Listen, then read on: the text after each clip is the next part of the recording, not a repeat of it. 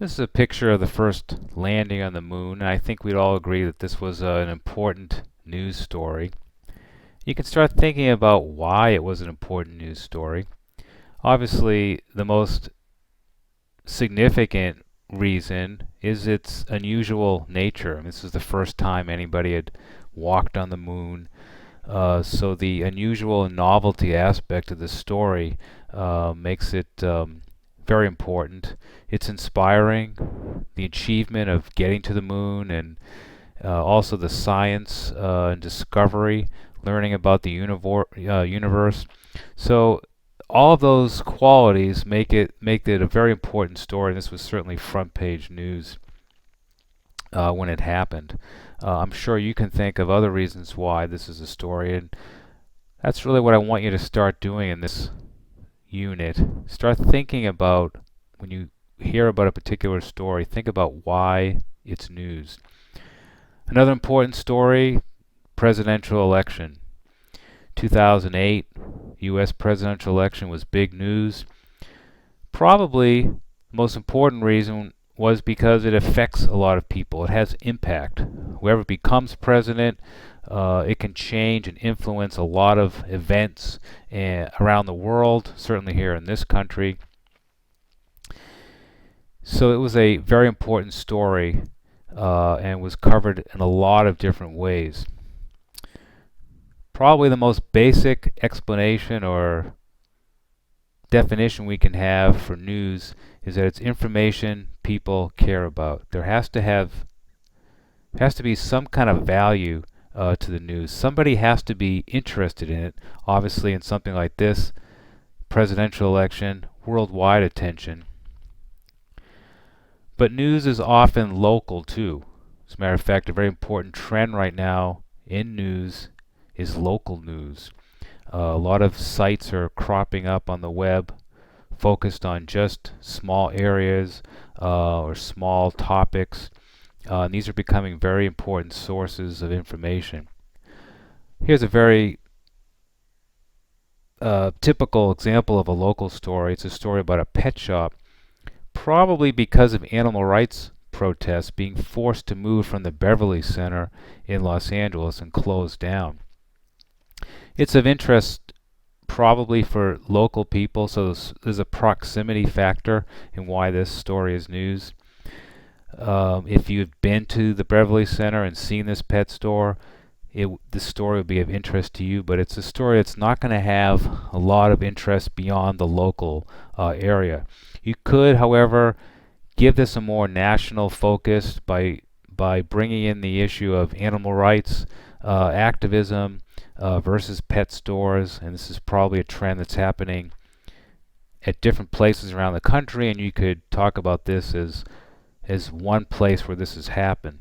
So you can think of news as wide-ranging and significant worldwide or local as well. I've written down here a few reasons why stories might be news. We've already mentioned impact, something that's going to affect people. Proximity, that's the example related to the pet store.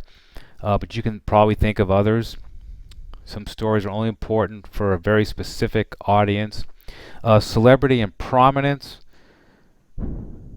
those stories become news. Disasters, the unusual novelty aspect of a story. Mentioned that in terms of the moon landing, but unusual and novelty is often a very important quality which makes something news. Controversy and conflict is always something that becomes news.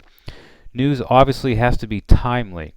The word new is right in the word news. So something that's just happening that can increase the news value of a story.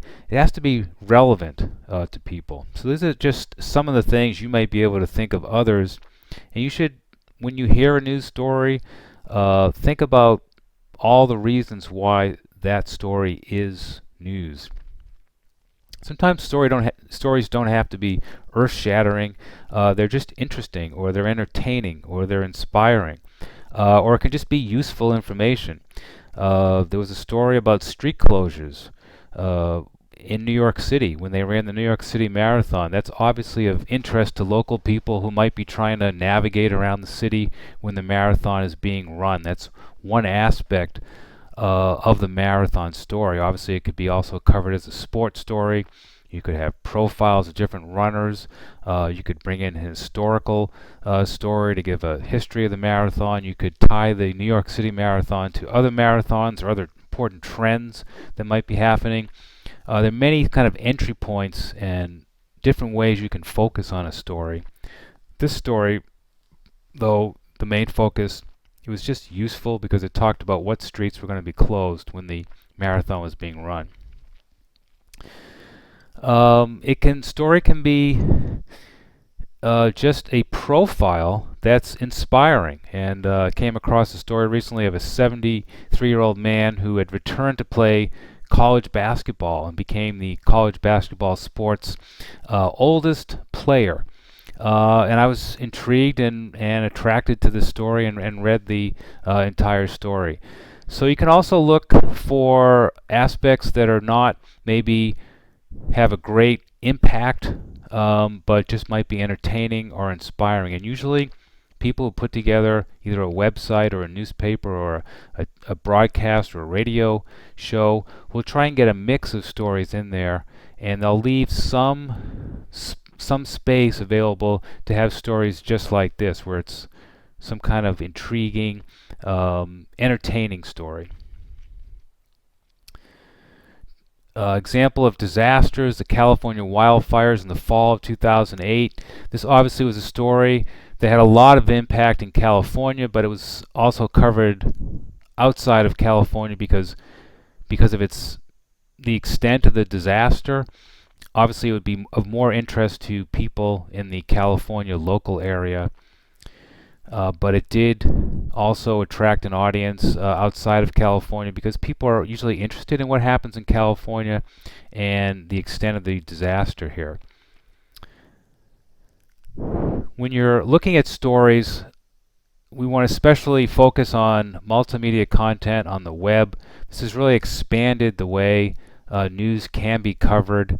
They talk about media convergence, where you have not only print content, but you have video, you can have audio, you can have photo galleries, you can have interactive content, which is becoming a very important part of news websites where readers can contribute.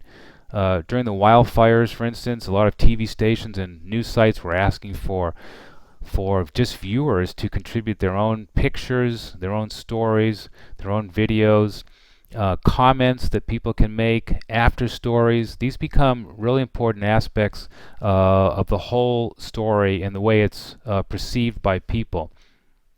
Linking is also very important multimedia content. What other related pages and sources of information can you link to on a story? When you look at multimedia content, you want to look at ways in which this content is more dynamic and the different ways it can present a story to a viewer. One good way to look at news stories and think about news is to go to Google News and just compare coverage of the same story, which is very easy to do in Google News. You simply find a story, and then below the link to the story they're posting, they have something that would be linked to all other related stories. And it's a good idea to read through some of those and see the different ways people will approach the same story. The opening graph, for instance, of a print story, and the different ways people might focus on that story. So I would start doing that and comparing different ways different news organizations approach the same story. And you can also look at how a story will change focus over time.